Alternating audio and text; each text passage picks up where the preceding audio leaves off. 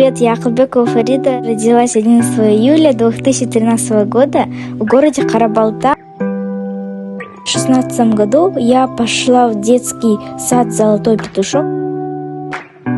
Пошла в школу в 2020 году. В настоящее время учусь в 3 классе, 8 школе. Увлекаюсь рисованием, умею танцевать и петь, учусь играть в фортепиано.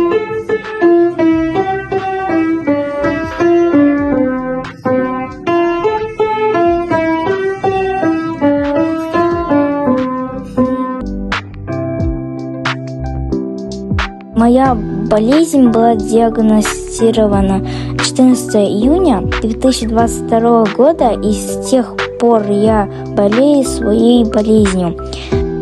В октябре этого года врачи подтвердили диагноз сколиоз и искривление грудного отдела позвоночника.